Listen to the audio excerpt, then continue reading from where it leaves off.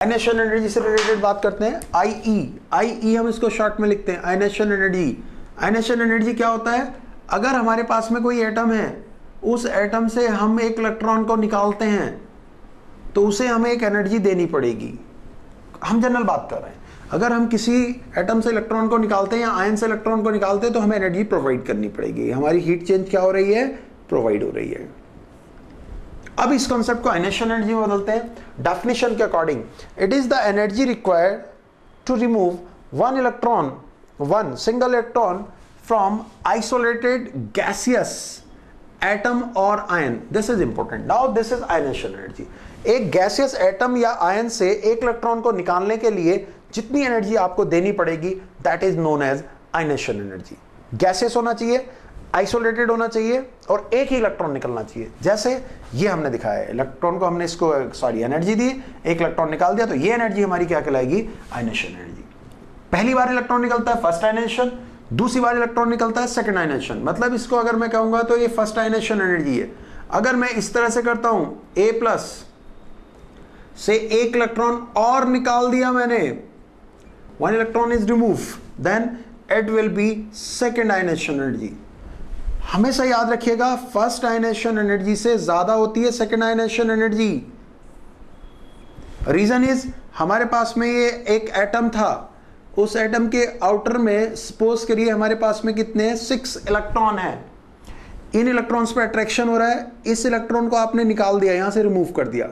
अब क्या होगा? इस पे इसका अट्रैक्शन होगा और अट्रैक्शन ज्यादा होगा। अभी बताया था, क्योंकि इसके द्वारा इस पे जो लगने वाला रिपल्शन है वो डिक्रीज हो गया। The repulsion is decrease, attraction will be more.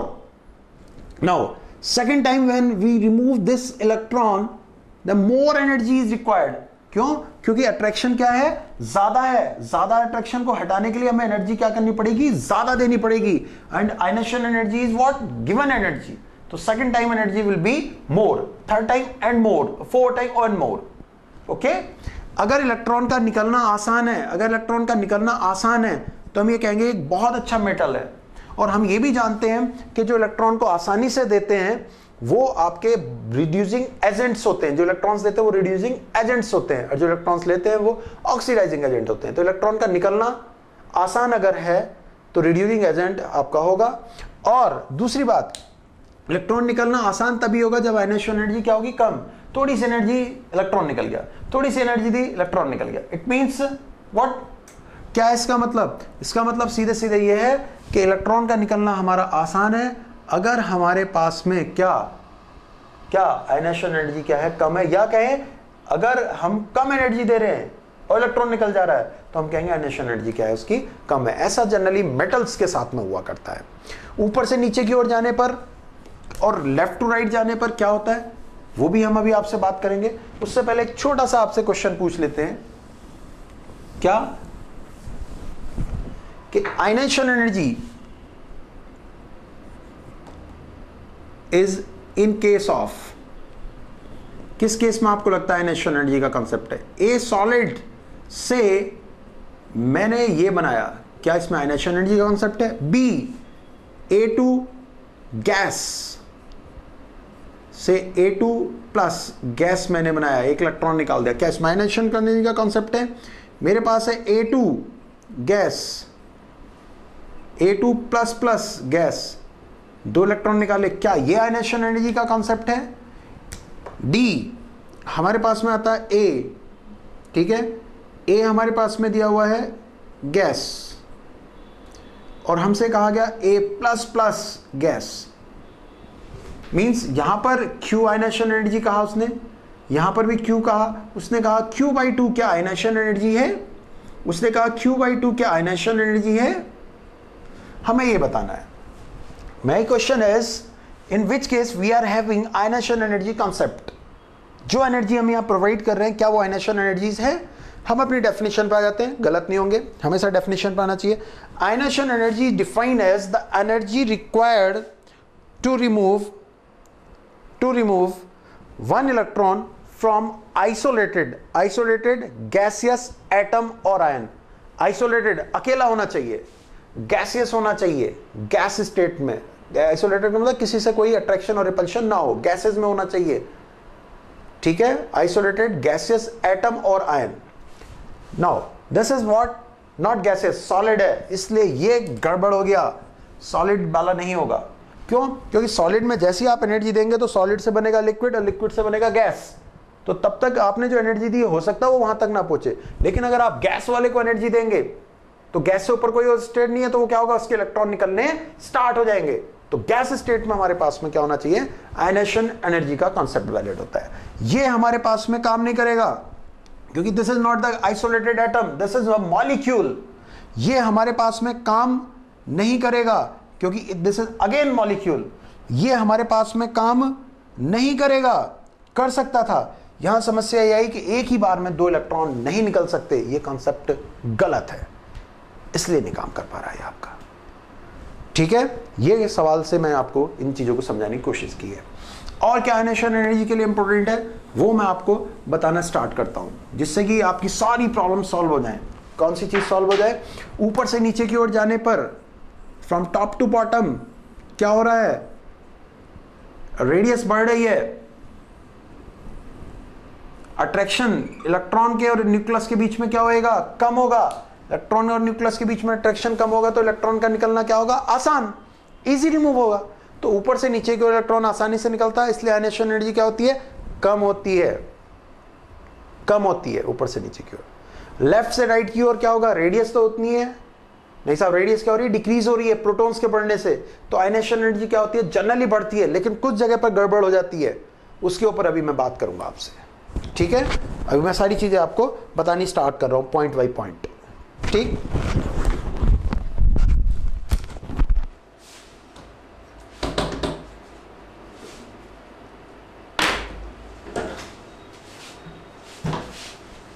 रोक दे सर।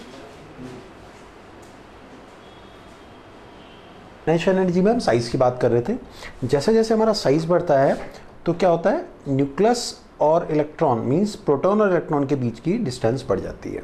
इन दोनों के बीच की डिस्टेंस बढ़ेगी तो अट्रैक्शन फोर्स जो इन दोनों के बीच में होगा वो क्या हो जाएगा, कम हो जाएगा। इलेक्ट्रॉन का निकलना आसान, और इस तरह से देखा जाए तो आयनेशन एनर्जी क्या हो जाएगी, कम हो जाएगी। ठीक है, आराम से इलेक्ट्रॉन निकल सकता है।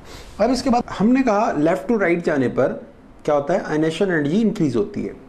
ठीक, लेकिन कंटिन्यूस इंक्रीज होती है या डिक्रीज होती है उसके ऊपर हम लोग बात कर लेते हैं। कैसे?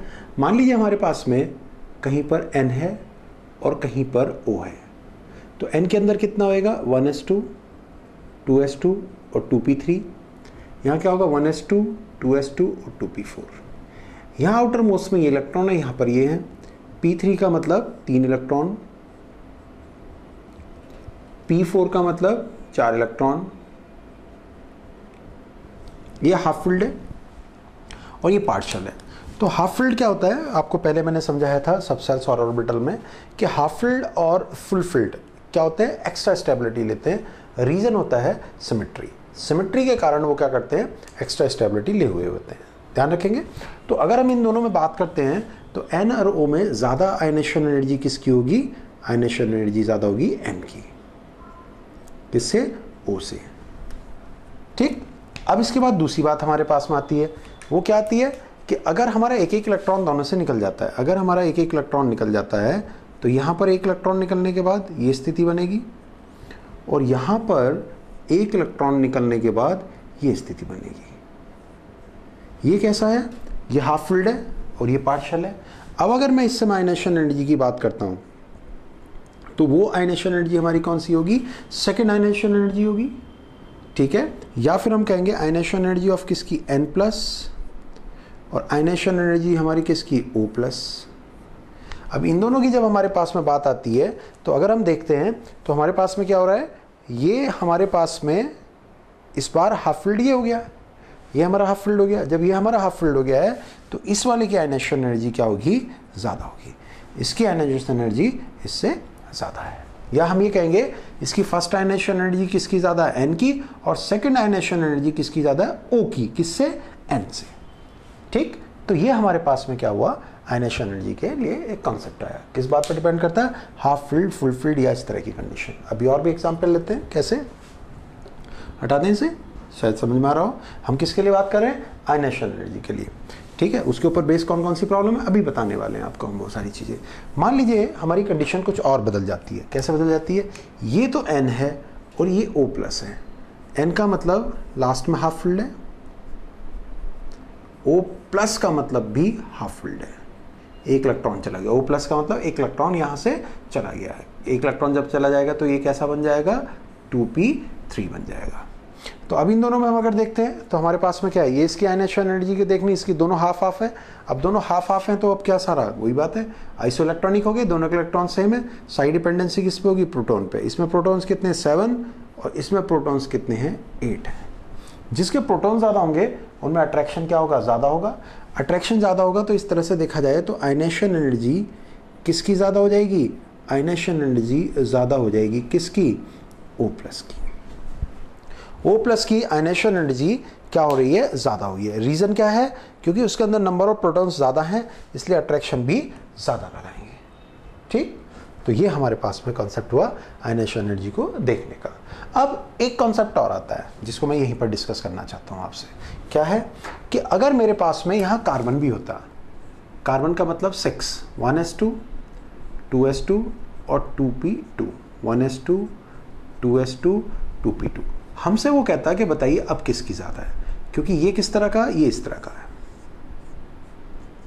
ये तो ये ना तो हाफ है ना पार्शियल वाले में जा रहा है। अब हमारे पास में क्या है? ये O है, हम तीनों की कंपेयर करना चाह रहे हैं। O प्लस की मैंने आपको समझा दी, O का मतलब यहाँ पर है। तो अगर हम यहाँ देखते हैं तो हमारे पास में क्या है? यहाँ ये 2 हैं, हमारे पास ये 3 है, हमारे पास में ये है। तो हमारे पास में क्या हो रहा है कि ये तो हाफ है, हाफ फिल्ड होने के कारण हमारे पास में जो N की आयनाइजेशन एनर्जी होगी वो तो ज़्यादा होगी। किससे? O से भी ज़्यादा होगी, और N की ज़्यादा होगी किससे? C से। ठीक, अब इन दोनों के बीच में कंपैरिजन आता है कि इन दोनों को हम कैसे लिखें। तो अब हम क्या देखते हैं? प्रोटॉन्स। इस वाले में प्रोटॉन कितने? 6 हैं, इस वाले में प्रोटॉन कितने? 8 हैं। तो नंबर ऑफ प्रोटॉन्स ज़्यादा होने से इसका साइज क्या होगा? छोटा होगा। जब O का साइज छोटा होगा तो O से इलेक्ट्रॉन का निकलना क्या हो जाएगा? थोड़ा सा मुश्किल हो जाएगा। अट्रैक्शन प्रोटॉन के कारण क्या होगा? ज़्यादा होगा। तो इस तरह से देखा जाए तो N की आयनाइजेशन एनर्जी O से और O की आयनाइजेशन एनर्जी C से ज़्यादा होती है। ये आप हमेशा ध्यान रखे रहेंगे। किस चीज़ को ध्यान रखे रहेंगे? इस वाले कॉन्सेप्ट को। ठीक है, N की हाफ फिल्ड के कारण, O और C में किस कारण से? Number of proton and size. ठीक, तो ये आयनाइजेशन एनर्जी से रिलेटेड हमारी बातें हो गई। अब आयनाइजेशन एनर्जी और किस चीज़ से अफेक्ट होती है, एक ये बात आती है। फिर उसके बाद हम इनकी प्रॉब्लम्स लेंगे। ये अभी क्या बता रहे हैं? हम आपको समरी बता रहे हैं। समरी किस चीज़ की? आयनाइजेशन एनर्जी से रिलेटेड समरी हमारी चल रही है। तो हमारे पास में क्या होता है? एक हुआ करता है स्क्रीनिंग इफेक्ट। स्क्रीनिंग इफेक्ट क्या होता है? ये हमारे पास में इलेक्ट्रॉन्स हैं, ये इलेक्ट्रॉन्स यहाँ मूव करते हैं, इनके द्वारा इनके ऊपर क्या लगता है? अट्रैक्शन लगता है। किसके द्वारा? न्यूक्लियस के द्वारा। अगर यहाँ पर एक और ऑर्बिट है और उसमें भी कुछ इलेक्ट्रॉन्स हैं, सपोज करिए, ठीक है, मान लीजिए ऑक्सीजन है, ऑक्सीजन में कितने होते हैं? 8, मतलब 2 6, 8 होने के कारण क्या होगा? 2 6। तो हमारे पास में क्या होगा? ये वाले इलेक्ट्रॉन्स जो अंदर हैं इनके कारण इस इलेक्ट्रॉन पे अगर ये नहीं होते तो ये पॉजिटिव और ये इलेक्ट्रॉन एक दूसरे को अट्रैक्ट करते। ठीक है, इनके बीच में कोई और नहीं होता, लेकिन अगर ये भी मूव कर रहे हैं तो ये इलेक्ट्रॉन इनको क्या करते हैं? रिपेल करते हैं। तो इन्हें ऐसा फील होता है जैसे इस न्यूक्लियस को इन इलेक्ट्रॉन ने क्या कर रखा है? स्क्रीन कर रखा है। स्क्रीन करने का मतलब है बचा रखा है, घेर रखा है। ठीक है, तो this is known as screening effect, shielding effect. Screening effect और शील्डिंग इफेक्ट, क्लियर है बात? ठीक है, इसके कारण क्या होता है? ये जब इलेक्ट्रॉन्स यहाँ होंगे तो इनके ऊपर रिपल्शन लगेगा और इस कारण से आयनाइजेशन एनर्जी कम हो जाएगी। आयनाइजेशन एनर्जी कैसी हो जाएगी? कम हो जाएगी। क्लियर रखेंगे ये बात को? ध्यान रखेंगे? बिल्कुल ध्यान रखेंगे। ठीक है, चलिए अब इसके कारण ही हमारा जो Z होता है किसका? जैसे ये न्यूक्लियस है और ये इलेक्ट्रॉन है, इन दोनों को ये Z फील होता है। मतलब प्रोटॉन हमारे पास मान लीजिए 11 है, ठीक है, और यहाँ एक इलेक्ट्रॉन है। इन्हें कहा तुम्हारे लिए 11 इलेक्ट्रॉन प्रोटॉन से 1 इलेक्ट्रॉन है। लेकिन अगर हम बात करें इन दोनों के बीच में अट्रैक्शन की, तो अट्रैक्शन किसके कारण होना चाहिए? 11 प्रोटॉन्स 1 इलेक्ट्रॉन। लेकिन होता क्या है? अगर यहाँ पर पहले से ही इलेक्ट्रॉन्स हैं, कोई भी इलेक्ट्रॉन्स हैं, तो इसके और इसके बीच में अट्रैक्शन वो नहीं होगा जो 11 के कारण होना चाहिए। इसे ऐसा महसूस होगा इनके रिपल्शन के कारण कि यहाँ 11 नहीं है, क्योंकि उसे तो पता नहीं यहाँ कौन है, तो यहाँ 11 नहीं 11 से कम है, तो उस समय जो z होता है वो थोड़ा सा कम वैल्यू को लेकर के होता है, और उस वाली जो वैल्यू होती है जो हम लगाते हैं उस समय, तो उसको हम क्या बोलते हैं, z इफेक्टिव। z इफेक्टिव, इसके ऊपर कभी कभी हम स्टार भी लगा देते हैं। और a जो होता है यहाँ पर, ये इसका जो नाम हुआ करता है, इसका नाम होता है स्क्रीनिंग फैक्टर।